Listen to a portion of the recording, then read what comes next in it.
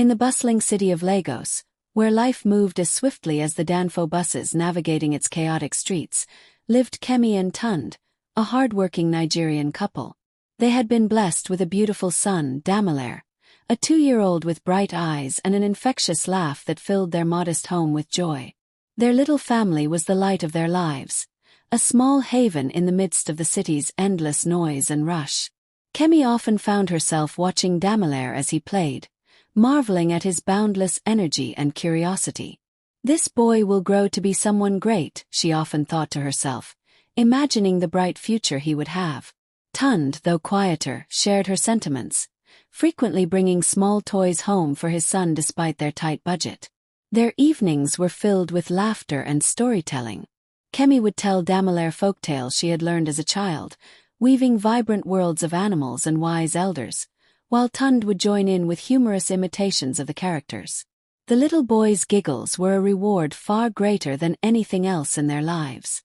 Every night they would tuck him into bed, his small frame surrounded by the warmth of their love, and they would dream of all the tomorrows they would share as a family.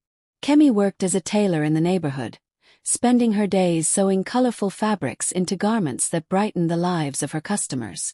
Tund, her husband, worked long hours as a mechanic in a nearby auto shop.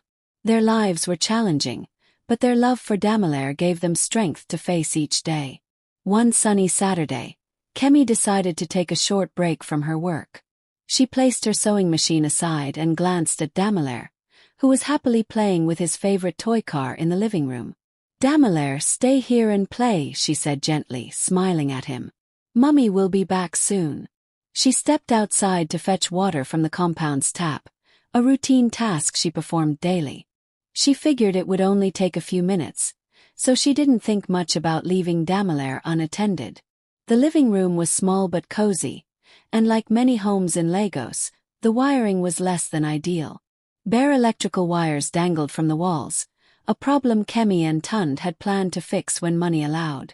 That day, one of those naked wires had slipped loose and lay perilously close to the floor where Damilare played. Damilare, curious as all toddlers are, noticed the shiny wire. He reached out with his small hands, his innocent mind unaware of the danger it posed. The moment he touched it, a jolt of electricity coursed through his tiny body, and he let out a sharp, heart-stopping cry. Kemi heard the scream from outside. Her heart raced as she dropped the bucket she was carrying and sprinted into the house.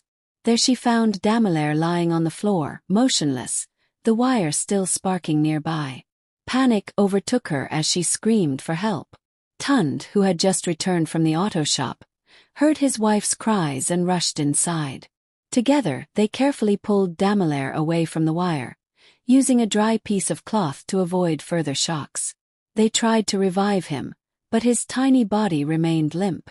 "We have to take him to the hospital now," Tund shouted, his voice thick with fear. The couple hurried to the nearest clinic, cradling Damilare in their arms. The streets of Lagos, usually so familiar, seemed like an endless maze as they fought to reach help. When they arrived, the doctor's grim expression told them what they feared most. Damilare was gone. Kemi collapsed to her knees, her sobs echoing through the small clinic. She clutched her chest, her breaths coming in short, shallow gasps as if the very act of breathing was now a burden too great to bear.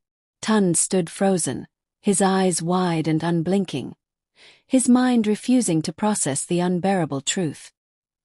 He staggered backward, gripping the edge of a nearby bench for support, as the weight of their loss pressed down on them, filling the air with a suffocating sorrow. The doctor placed a hand gently on Tund's shoulder.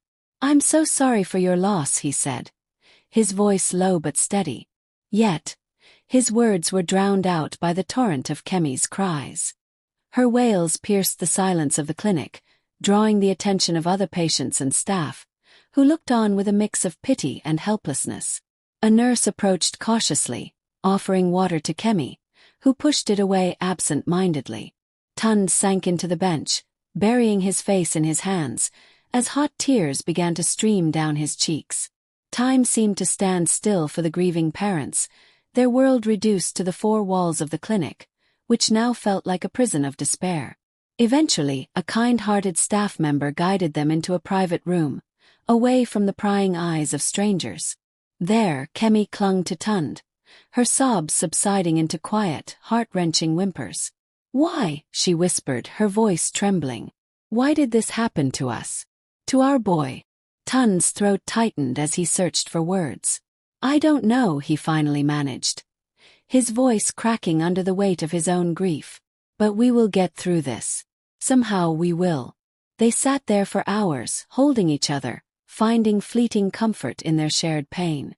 The memory of Damilare's laugh echoed in their minds, a bittersweet reminder of the joy they had lost. Days turned into weeks, but the pain did not subside.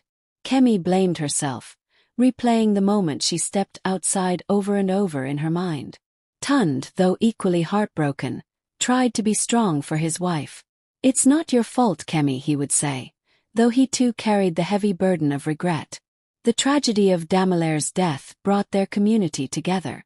Neighbors who had once been distant offered their support, sharing stories of their own struggles and losses. One elder in the neighborhood, Mama Ngozi, visited often to console them. "My children," she said one evening, "you cannot change what has happened, but you can honor Damilare by ensuring this never happens again." Her words planted a seed of purpose in their grieving hearts. With time, Kemi and Tund found a way to channel their pain into action. They started a small initiative in their neighborhood, educating families about electrical safety and the dangers of naked wires. They saved money to fix the wiring in their own home and helped others do the same. Their efforts caught the attention of a local NGO, which partnered with them to expand the initiative. Together, they repaired faulty wiring in dozens of homes and conducted workshops to raise awareness. Kemi and Tund's loss became the catalyst for change, preventing similar tragedies from occurring in their community. Though the pain of losing Damilare would never fully leave them, Kemi and Tund found solace in the lives they touched. They kept a framed photo of their son on the wall, a reminder of the light he brought into their lives and the purpose his short life had given them. In the end, their story became one of resilience and hope. Through their grief, they found a way to protect others, ensuring that Damilare's memory lived on in every life they saved. Over time, their initiative grew beyond their neighborhood. Schools invited Kemi and Tund to speak about electrical safety, and local leaders began advocating for stricter building regulations to address the widespread issue of faulty wiring. The couple's dedication inspired other families to take similar steps in their homes, creating a ripple effect of safety and awareness across Lagos. As their efforts expanded, they received media attention. A television station interviewed them, and their story touched hearts across Nigeria. Donations began to pour in, enabling them to establish a small foundation named Damilare's Light. The foundation not only continued their work on electrical safety but also provided scholarships to underprivileged children, honoring the bright future Damilare would never see. Despite their newfound purpose, Kemi and Tund's grief remained a constant companion. They often visited Damilare's grave, bringing flowers and sharing updates about their work. "Your light still shines, my son," Kemi would whisper, tears streaming down her face.